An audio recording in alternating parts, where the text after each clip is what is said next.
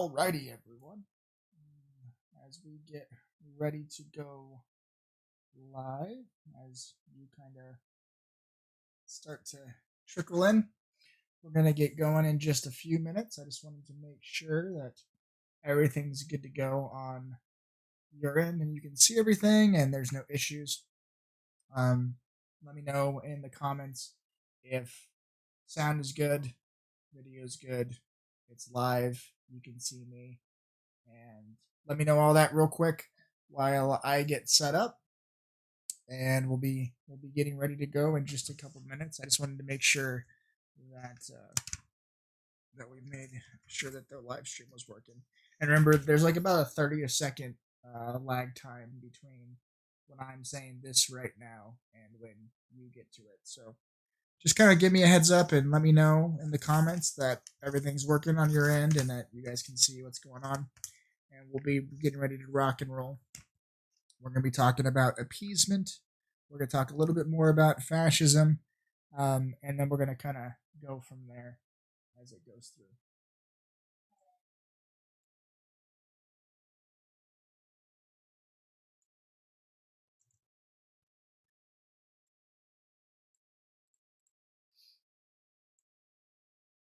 All right, looks like a couple people are in and they're commenting, which means at least some people get to see me. So that's good. All right, so let's get rocking and rolling. I appreciate you guys showing up and coming out here and supporting the live streams. Remember, if you don't have the ability to, you can always watch these at a later date through the link on Canvas. That's perfectly fine. I put the live streams up there, let you guys know that we're going live and all that stuff as a courtesy, just so to remind everybody that's going on. But I understand that you guys have a lot going on your own, and maybe the times just don't work out for you specifically. So you can always go back and watch these if you need to, but they are just for your benefit to help you out. So let's talk a little bit about what we talked about on Monday, and then we'll get rolling into the new content for today. So on Monday, we talked about the rise of fascism. We talked about what a fascist kind of is, someone who uses racial language or some kind of us versus them breakdown language.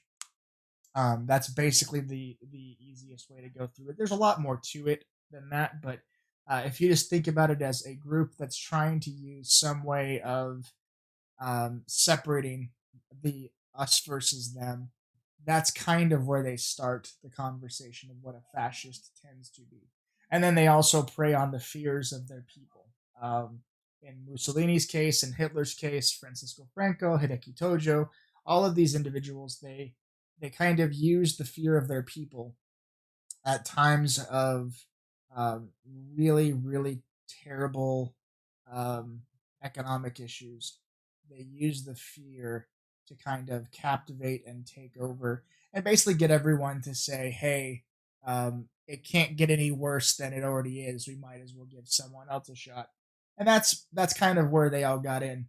And if you remember from Monday, if you remember from that talk, what the fascists tended to do when they took over and they actually seized power the legal way through voting and what have you, they would then eliminate all of the ways that you could remove them from power. So, for example, Hitler gets elected into office, and then shortly after Hitler gets elected into office, he removes the mechanism for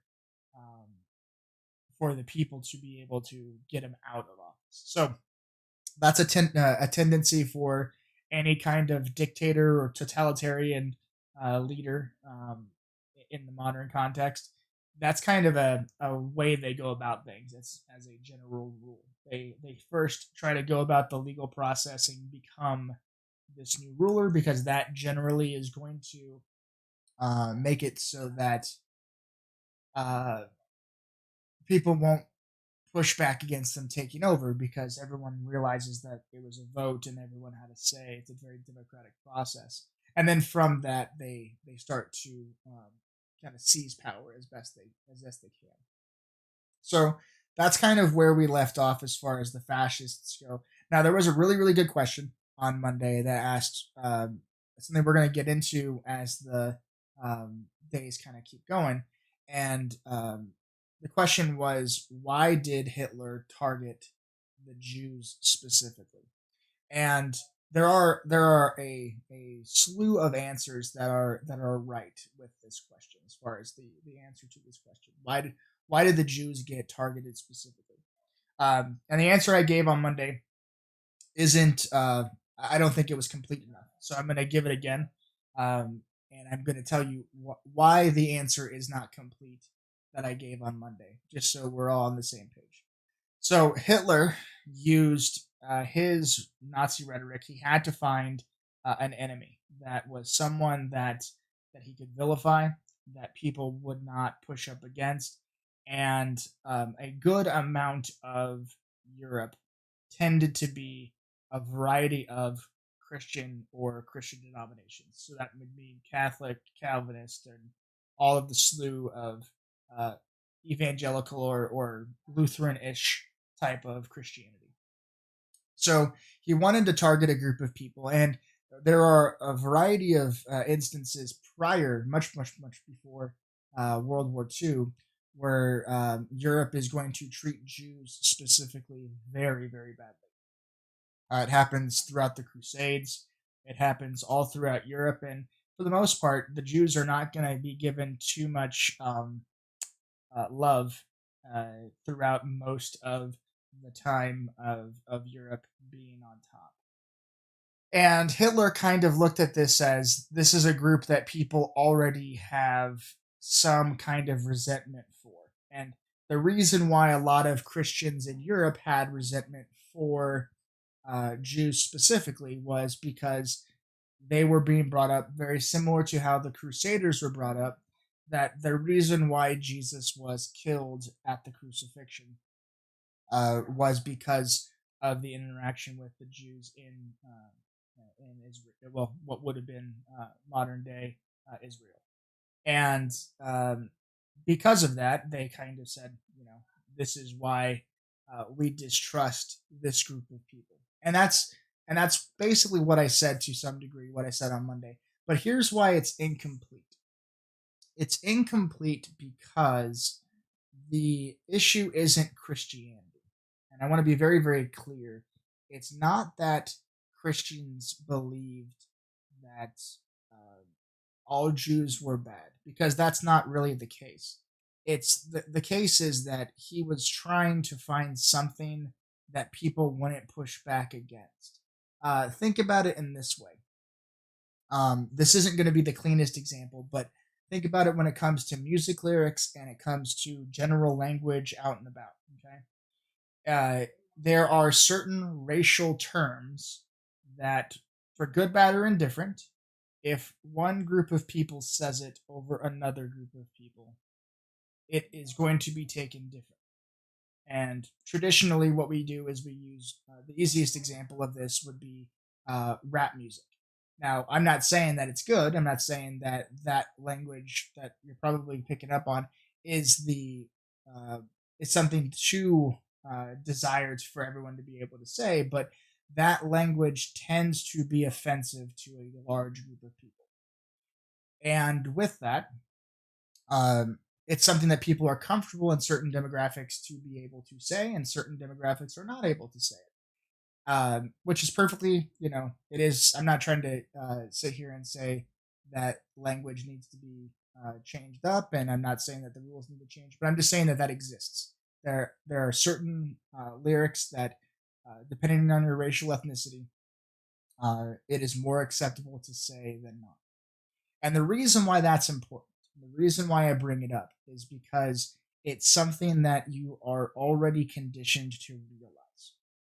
You've grown up with, I can't say that because of this, or they can't say this because of that, or whatever the case may be, because you've already kind of experienced some kind of understanding of this group versus that group. Okay. Now, with respect to Nazi Germany during this time, the issue isn't so much that it's a language issue.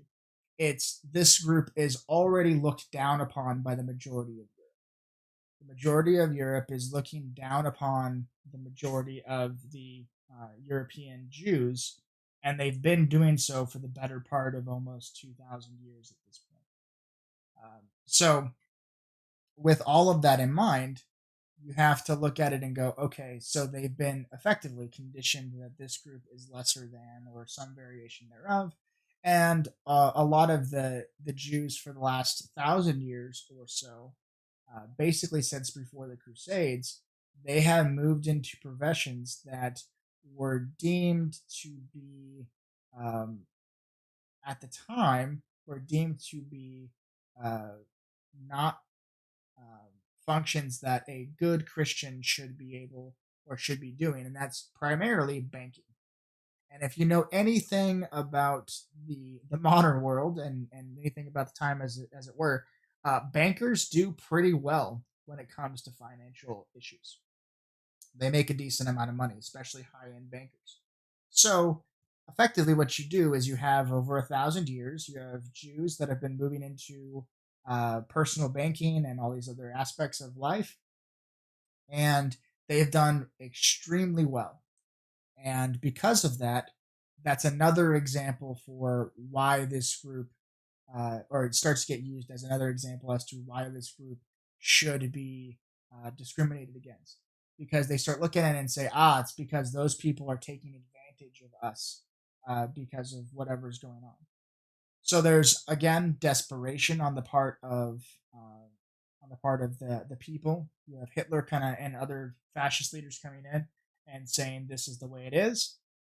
And then he points to, in Hitler's case, he points to the Jews and says, "Hey, by the way, those guys over there that are doing pretty decently financially, they're doing pretty good overall at the time. By comparison to Europe, they're doing fantastic. Uh, at the same time that people are starving." And that's where we start to see people go, "Oh, so it must be true. These people must be greedy. They must be terrible humans," and various things of that nature. And people start to get jealous, and because of that jealousy, Hitler feeds on it, and it becomes this like snowball effect, where for the most part, people are going to be silent because they look at the Jews at the time as we already think that we're better than them to a point in Europe. And then on top of that, we look at this wage disparity and we think, oh, the only way they could have gotten that is by taking advantage of us, and therefore they're bad people. So I hope that clears up the question and the information a little bit. I hope that that cleans it up to the point where it makes more sense. Um, for those for the I don't know if the person that asked the question is um, on the live stream today. But if you are in the live stream and you ask that question on Monday, if you can just give me like a yeah, that makes more sense or something of that nature. And if you guys need to ask a question about that or anything else throughout this time, throw it up in the chat and I'll try to get to that toward the end. Feel free to ask any question at all about what's going on today or what we've covered throughout the week, and we will get it going. All right, so let's get into the meat and potatoes of today. The question you had this week was, how does the Great Depression and fascism, how does fascism basically make the Depression worse and worse for Europe generally? That's where you're looking at for this week.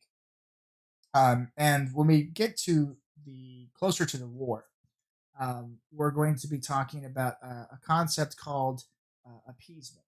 And appeasement is to appease someone is to concede or make concessions to them. And a simple way to kind of go about this is, well, what is a concession? Well, if you're like having you and your friend are trying to figure out where you're going to go to eat, right? And you don't really care where you eat. You just don't want, I don't know, you don't want a particular place, but you're like, I'm okay with burgers. I just don't want to go to McDonald's. And they go, I don't really want McDonald's, but in like your last choice would, I don't know, we'll say your last choice is Jack in the Box, right? You don't really want to go, but it's not terrible, and you're like, okay. And you'd rather go to Culver's, but your friend really, really, really wants to go to Jack in the Box. So you would make a concession hey, we can go to Jack in the Box as long as I can pick the next time. That would be like a trade off, right? You're conceding this particular moment in time to be able to get something that you want down the road. That's usually what ends up happening. Some kind of trade that you think is an even exchange or some close to an even exchange. You're like, I'm going to try to make a deal. That's basically what appeasement in Europe is going to be. It's just going to be in a diplomatic sense. So let's kind of get into what I mean by appeasement, what I mean by this diplomatic kind of trade off, and what's going on. So here we go. Again, questions up in the chat. If you have any questions, throw them up there, and we'll get going. All right. So Hitler and Mussolini, they're gonna have a really close partnership. That's kind of interesting because Mussolini is not going to be someone that at the end of the war is he's not going to have a whole lot of credibility at the end of the war. But at the beginning of the war, he's this like elder fascist, the kind of how to do fascism correctly, but according to Hitler. Like he's looking at Mussolini kind of like as an example of what to do, how to emulate fascism. And because of this, they have a strong partnership, they have a strong relationship, and Hitler and Mussolini are going to become effectively pretty good friends. I mean, as far as one can be when it comes to dictators and fascists and stuff like that. And we're going to see a couple of different things happen. Hitler wants to regain power and re-solidify what was the greatness of Germany, what he viewed was the greatness of Germany. And one of the things that Hitler starts to kind of campaign on, if you're looking at it from a perspective of him trying to get the people on his side, one of the things that Hitler is going to start to do is he is going to start to kind of campaign on this concept of I want to rebuild what was Germany. I want to bring Germany back to where it used to be. And one of the things that he starts to do is he starts to kind of slowly eat away at the protective areas that were set up by England and by France. So we're gonna look at this a little bit and see what we how we get there. But let me just make sure I have this open.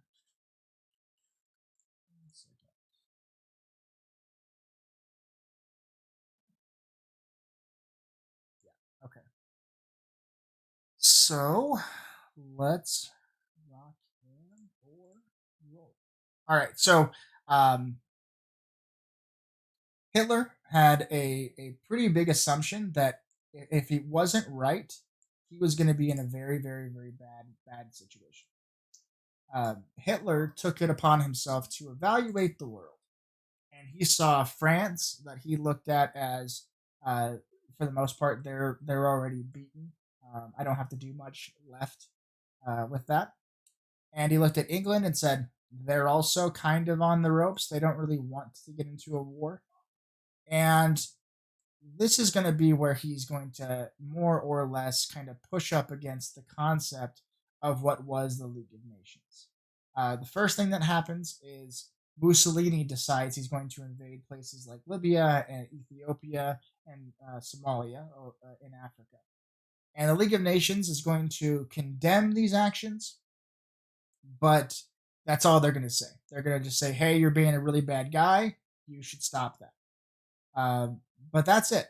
So we already talked about on Monday. We talked about the Japanese as they invaded mainland China to industrialize their nation and take over parts of China. They massacred tons of people at Nanking, and the Italians are going to move into Africa, and they're not going to necessarily massacre people, but they're going to take over small populations, take over countries, and just take territory that they want to take simply because they want it.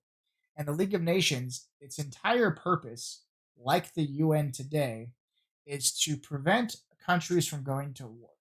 Because the idea behind it was if you're a country that's going to start a war, and the League of Nations is a group of other countries, the thought process is if you go to war against a country that we don't think you should go to war against, we're all going to basically kind of come together and attack you as one big gigantic force.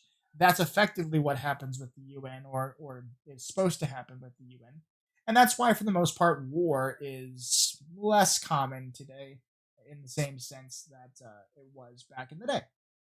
So Mussolini, kind of in the middle of the 30s or so, he attacks places in Africa, realizes the League of Nations is just all talk.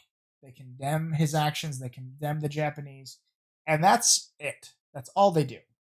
So then Hitler in 1935, he is going to start to take a gamble. Because part of the World War One treaty, part of the Treaty of Versailles, said that Germany had to uh, basically reduce to a non-existent level their military. They had to completely disarm and basically get rid of all their military equipment and basically shut down their army. So the first thing he does is he is going to start building up an army, and this is going to be in direct defiance of the Treaty of Versailles. Now he's going to have a couple of different interactions with England and France. He's going, "Hey guys, I get it. That was part of the treaty, but all I want to do is build up an army because I want to control my country." And at the moment, everyone's kind of skittish. It's kind of one of those things of they're just the people are wanting some kind of protection. I just want to build up an army so that I can have my borders secure. And England and France are going to appease Hitler by saying, "All right, you can build up an army, but no more than that. That's all you got." And then in 1936, there's an area of land in between Germany and France called the Rhineland River Valley. And the Rhineland is very, very fertile ground. And this area was supposed to be like a demilitarized zone where no one was able to bring any military force into this area of land. And it was currently being controlled, or supposed to be controlled, by France, although France never actually physically took it over. It was taken away from Germany. A lot of it happened to be very good fertile land. So Hitler decides he's going to move his army into the Rhineland in 1936. And again, this is going to have this problem of what's the League of Nations going to do? If they're going to do anything, like this is exactly the reason why you have the League of Nations. But both times, the League of Nations fails to take action of any kind. They fail to take action when Hitler builds up a military, and they basically concede, like, yeah, it's fine, you can build up a military. And then once he has one, he just moves it into an area that's not defended, and he says, "I'm taking this back." And both times they refuse to take action. And why did they refuse to take action? Well, it's pretty simple and straightforward. They were not ready for another war. They got out of World War One, and it was so bad in World War One that the entire country of France and the entire country of Great Britain or England, the United Kingdom, they did not have the stomach for war. And Hitler identified that pretty early on and said, if they let me do this, I can just take and take and take, and they're going to give me everything. It's one thing to take everything all at once.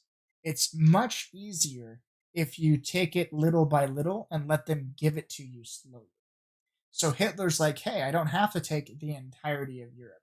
I just have to keep taking small bits of it piece by piece and just not provoke them to the point where they actually think that war is justified. If he just went into France and said, "I'm taking France," yeah, France would fight back. England would help out. There's a lot of things that would happen. But if he's just taking a sliver of land here and a sliver of land there, there's less of a pushback. And this is where we're going to kind of see, even though these are blatant violations of the Treaty of Versailles, there are going to be those moments where you say, are you going to do anything, England and France? Are you going to do anything, League of Nations, about what's going on with Hitler? And this is where we start to see this concept of appeasement go down. At this point, the German military was not strong enough to defeat anyone, including France and England. they were still building up. He needed time. And the Rhineland actually is a crucial spot for him because a lot of the manufacturing that he needed existed in the Rhineland area. So we're talking about factories, we're talking about industry, we're talking about supply chains. All of that existed in this area of land that he has now moved his military into the area to take over. So it's a big process, but that's where we start to look at what appeasement is.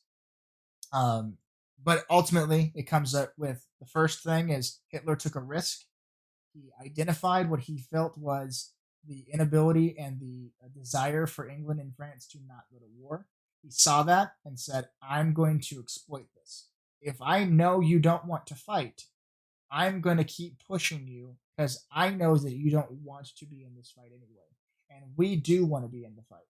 So we're just going to keep taking stuff until we have to fight. I'd rather take pieces of land without having to do anything than have to fight for it tooth and nail. So the horrors of World War One, the way I have it is the horrors of World War One basically were still fresh in everyone's mind, and that's what kind of made everyone pause. The new weapons of war were very, very deadly: machine guns, gas, all that fun stuff that we talked about for World War One. That's everyone's on the mind of like how much devastation and how many people died and got maimed for World War One, and everyone knows that these countries don't really want to get back into war. All right, so we're moving along. And 1938, Hitler annexes Austria. So remember, Austria-Hungary, they used to be one empire. And after World War One, they kind of get broken up. The monarchy is kind of dissolved, and there are now multiple countries. And Hitler wants to annex and absorb what was Austria, and he does so in 1938. It's a small little country that he's like, all right, you have a lot of German-born or German ethnic people in Austria. I want to bring you into to my country. And then if you look at a map of where Czechoslovakia is, right next to Germany, just north of Austria, there's an area that's kind of like a crescent shape. If you take like Czechoslovakia and kind of draw like a little crescent on the side that's closest to Germany, there's an area called the Sudetenland, Sudetenland. And the Sudetenland is an area of ethnic Germans that have lived there basically forever. But Germany was a lot bigger back in the day during World War One, and it had part of that territory where what is now or what was then known as Czechoslovakia. Sudetenland was that area that had been removed from the German Empire. So he first wants to absorb Austria and all those Germans into the country. He then says, hey, I also want the Germans that are living in the Sudetenland that have always lived there, that should be Germans, we want them back too. And it starts to be this process of him trying to solidify a racial group of ethnic Germans that all live in an ethnic German-run country. And that's where he starts like moving on with the racial rhetoric, where he's trying to bring in that we as good Germans need to do X, Y, Z, and this is the way to do it. And he's just going to kind of gobble up pieces of land over and over and over again. And then we start to get back to what starts to happen to, say, the Czech people that are in Czechoslovakia or parts of Czechoslovakia.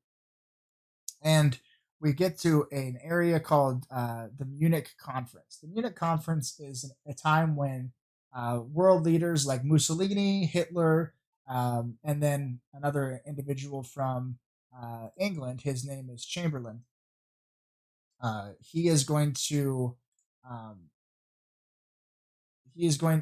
Chamberlain is the Prime Minister of England.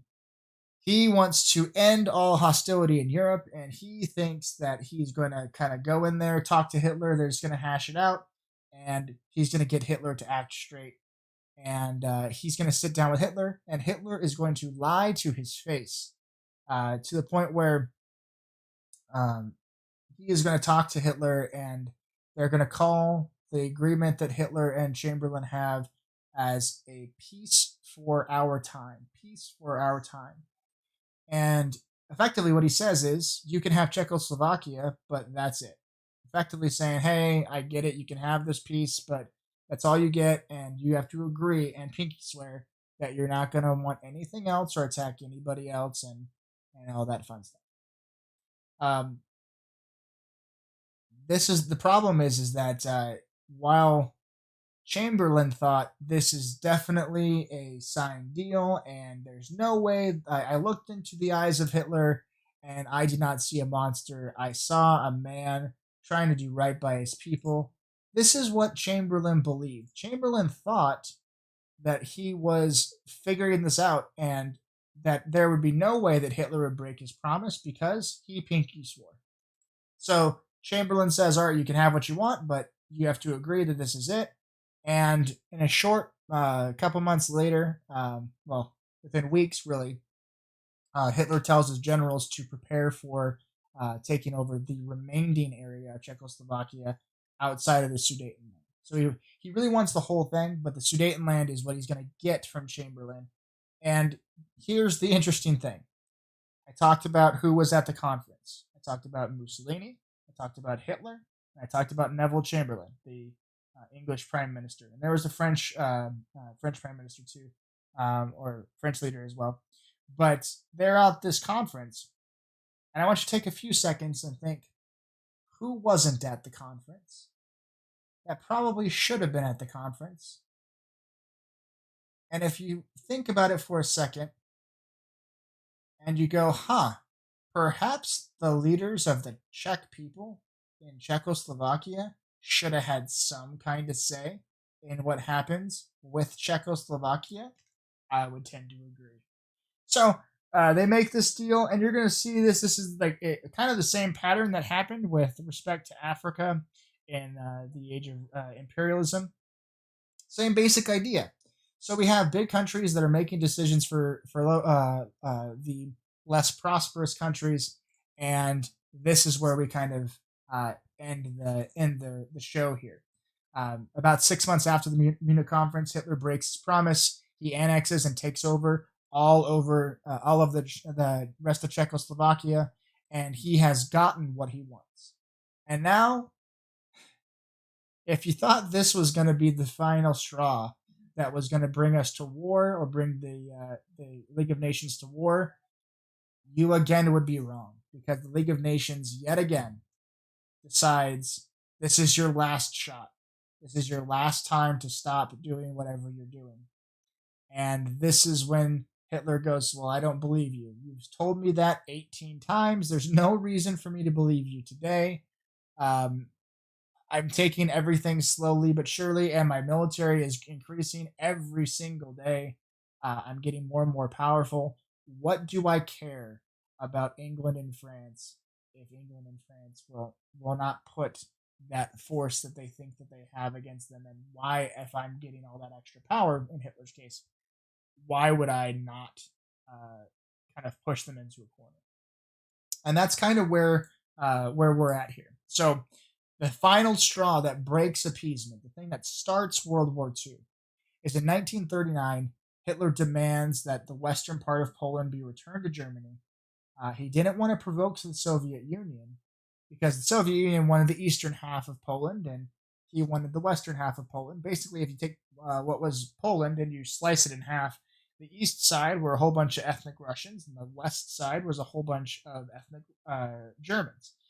And that was kind of what was, and then in the direct center of it is people who were traditionally Polish. So it's a very weird dynamic of these racial groups that are kind of split up a little bit.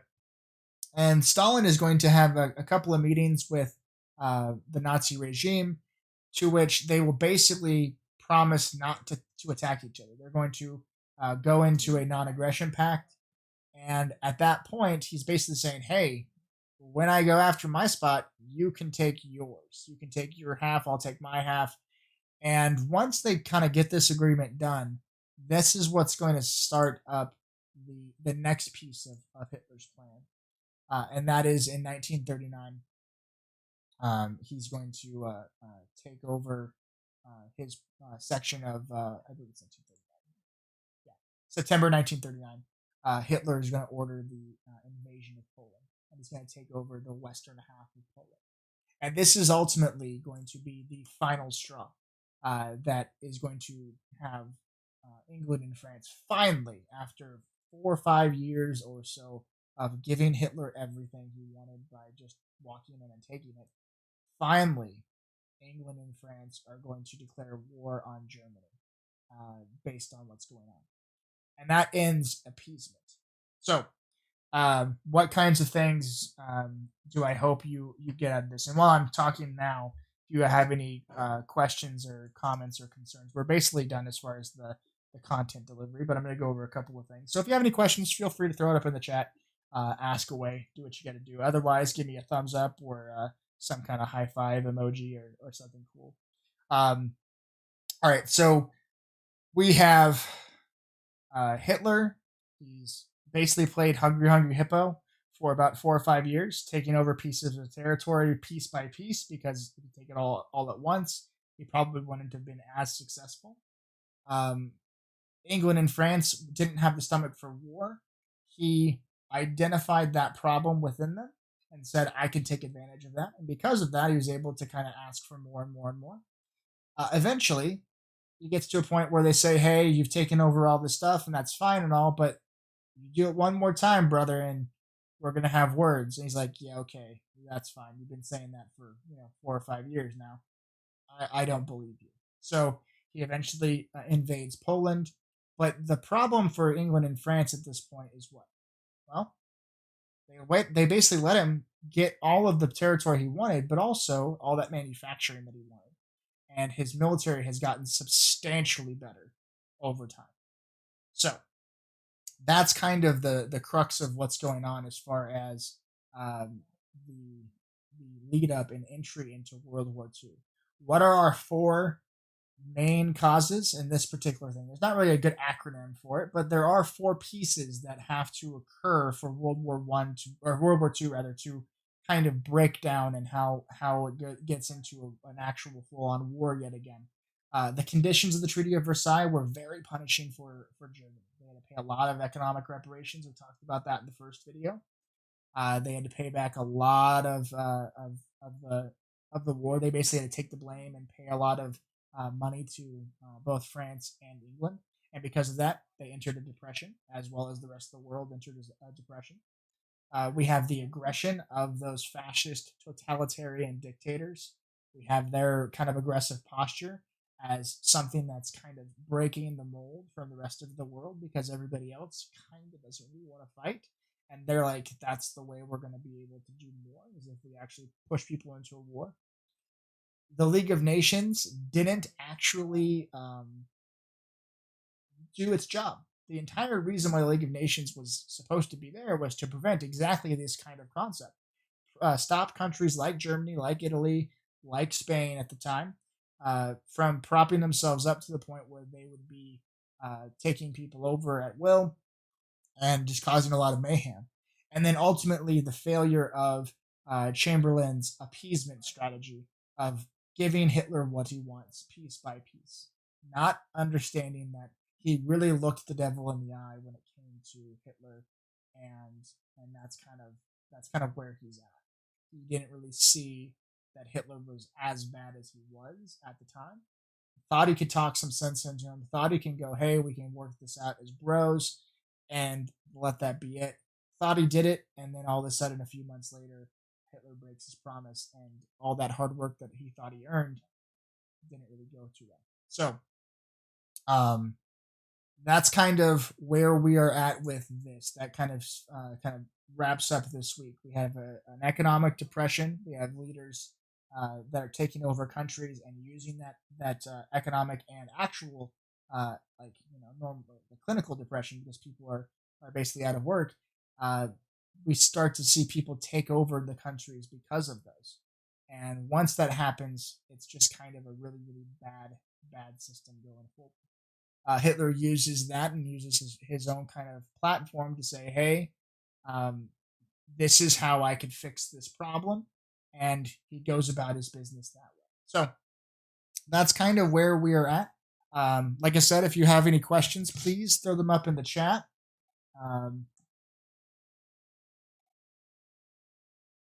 as long as you looked at the first little part of this video, first 10 minutes or so, talking about the previous uh, video, I think you should be okay. Um, and also kind of skim the section of the reading just to make sure you're good. Either way, I mean, you can go back and watch it, but as long as you understand that depression is needed for the fascists um, to take power, they need somebody to kind of go, well, it can't be worse than it already is. That's the kind of general mindset that people have to be in for the fascists to take over. Because normally, people, if everything's going well, you can't really get people to hate on other people too well. But if everything's going really, really bad, they're looking for someone to blame. And that's kind of where the fascists take in to kind of come in and play their role. So, if that, I hope that answers your question. If it does, give me a thumbs up. If it doesn't, let me know. All right. Any other questions at all? Any other questions? We have a few minutes before. I know it's kind of going a little longer, but I want to make sure that we get through it all, and I will try to plan accordingly next time. Questions at all? Any?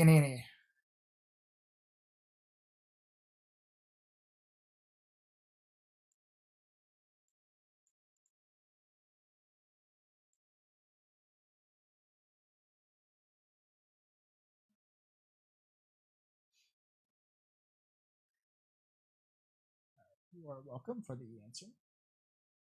All right, if you guys can do me a favor, if you felt that this was worthwhile and if you thought you liked what was going on,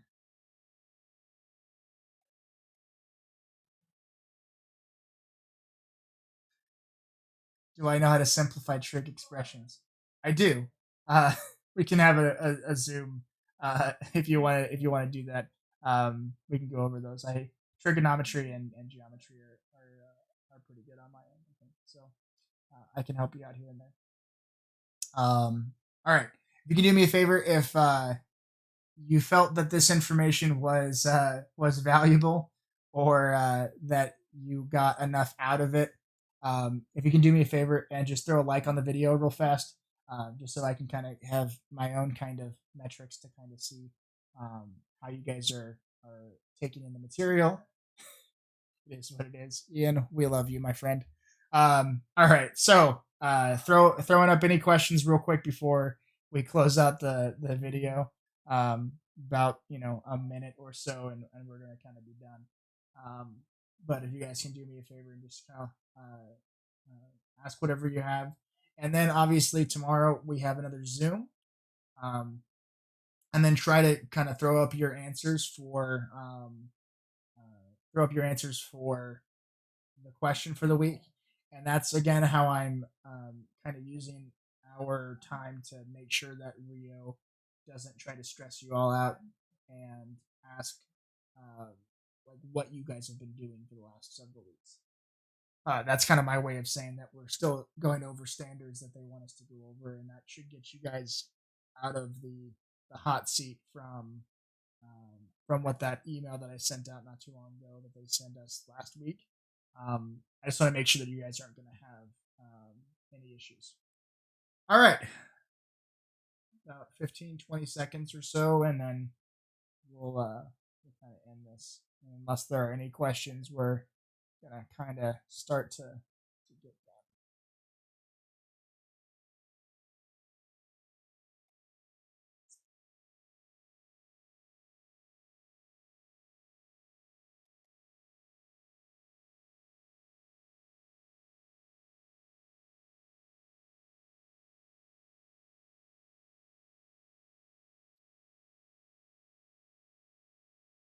All right. Well, it looks like we're good. Looks like questions are done. If you do end up having a question as it relates to the video or anything for the week or like really anything for the class or whatever, send me an email or come by a Zoom and ask me the question there, and I'll do my best to kind of help you out.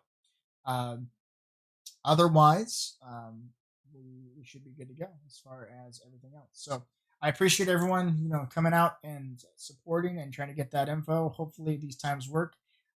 If you guys are still having issues with Canvas or what have you, give me a heads up. And then obviously try to check your messages at least a couple of times a week just to make sure you guys are good. Okay. Alrighty.